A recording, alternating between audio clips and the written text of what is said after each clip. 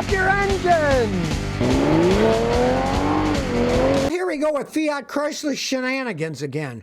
It turns out that Fiat Chrysler faces up to $840 million in U.S. fines in a combination of cheating on diesel pollution and on not meeting fuel economy specifications. You remember in January 2019, Trump said, hey, we're not going to do that anymore.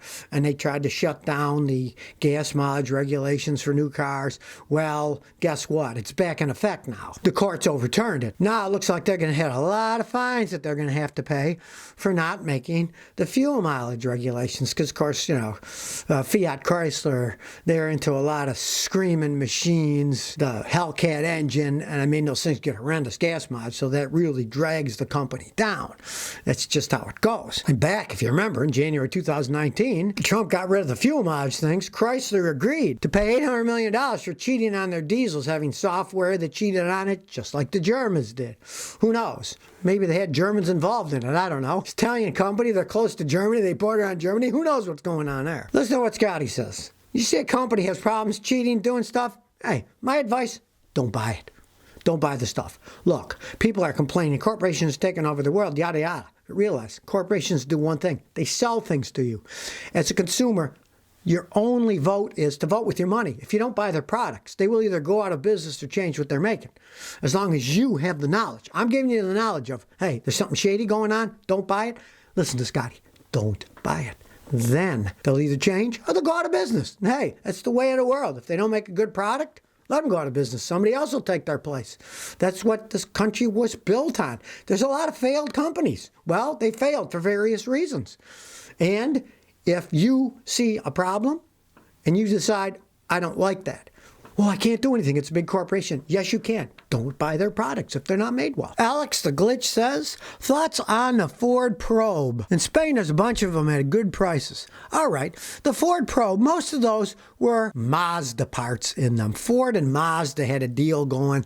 The pickup trucks, some of the Ford pickup trucks were Mazdas, some of the Mazda pickups were Fords. And they're decent vehicles, not great vehicles, but if they're still in good shape and you can get one, go ahead and buy it. I mean, there's absolutely nothing wrong with buying a good used car if it's at a good price. Just make sure that where you are in Spain, you can get parts for them. Because if you can't get parts, there's no point in buying a vehicle. Here in the United States, it's not that bad getting parts for Probe, so if you find one in decent shape, what the heck? Adib Tawani says, Scotty, what are your thoughts on a 2013 Toyota Yaris? They're decent knock-around cars. They're not great cars, but they're not horrible cars. Customer of mine that have them that liked them wanted a cheap economy car, and they were happy. I got a customer that's got 180,000 miles on it, and sure, it rattles and bumps and, you know, never did ride all that well, but it's still running. But if you want a nicer car, it's going to last a lot longer. Pay a little bit more and get a Toyota Corolla. You get more bang for your buck with a Toyota Corolla. Anyway, Benjamin Salinas says, Scotty, why does my truck stall when the RPMs are high? A lot of times they more often stall when they're low. If they stall at high RPMs, a lot of times it's because you're not getting enough fuel. If your fuel filter's clogged, if your fuel pump doesn't pump enough fuel, when you're going at high speeds, it needs a lot of fuel.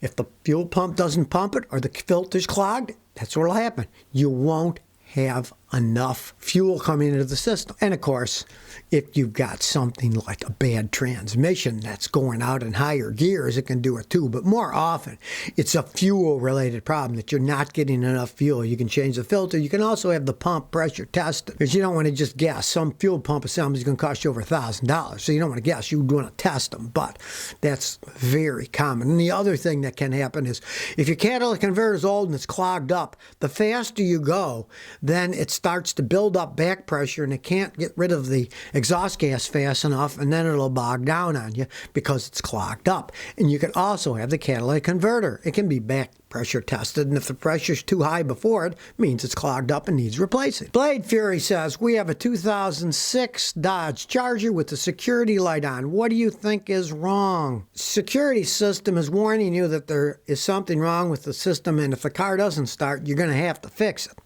It could be the key isn't working right. It could be the signal that the key picks up from the key is gone bad. It could be the ignition switch has gone bad. It could even be that you're low on battery. Now, if it starts and runs, you can ignore it. A lot of people do. I got customers with car security lights on all the time, and they start and run. They don't care.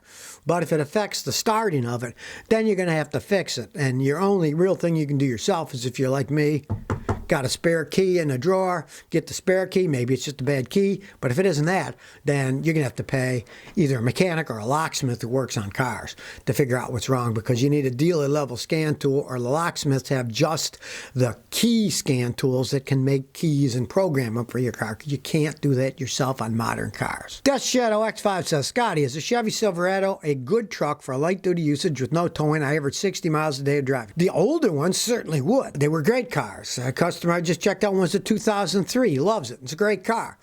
The newer ones, they're not what they used to be. If you want to buy a light-duty usage pickup truck, I would not buy a Silverado. I'd buy an F-150. It's a much better vehicle, the modern ones. And if you wanted real light-duty and you want something that lasts forever, get a Toyota Tacoma. They will last the absolute longest. And that's light-duty. The Tundras are heavier duty, but of course the Tundras cost a lot more than the Tacomas.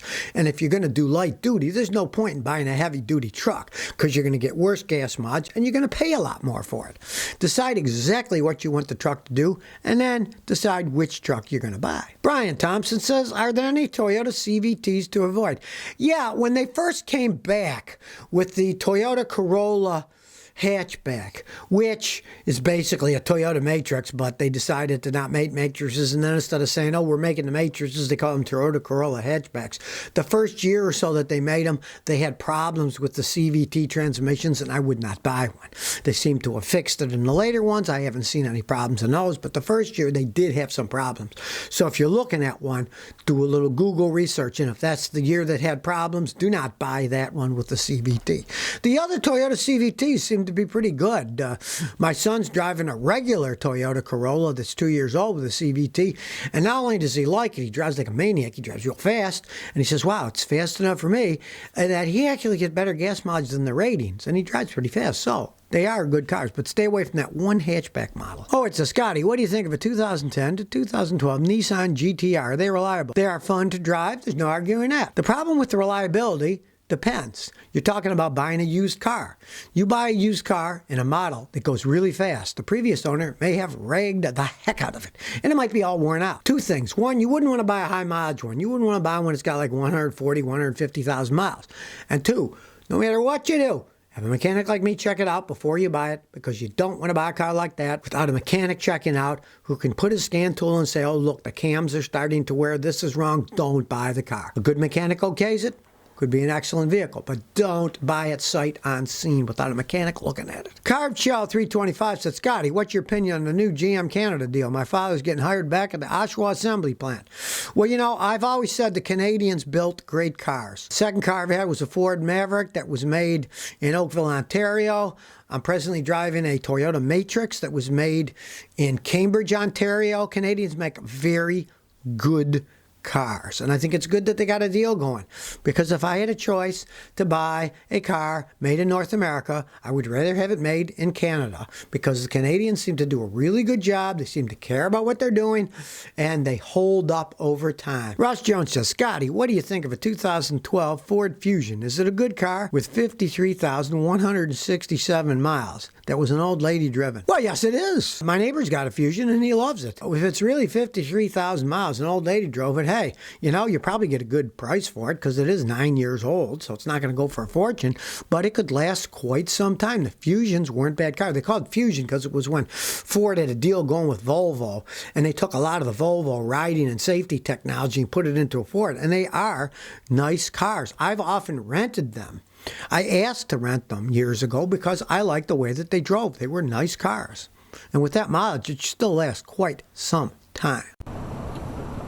So if you never want to miss another one of my new car repair videos, remember to ring that bell.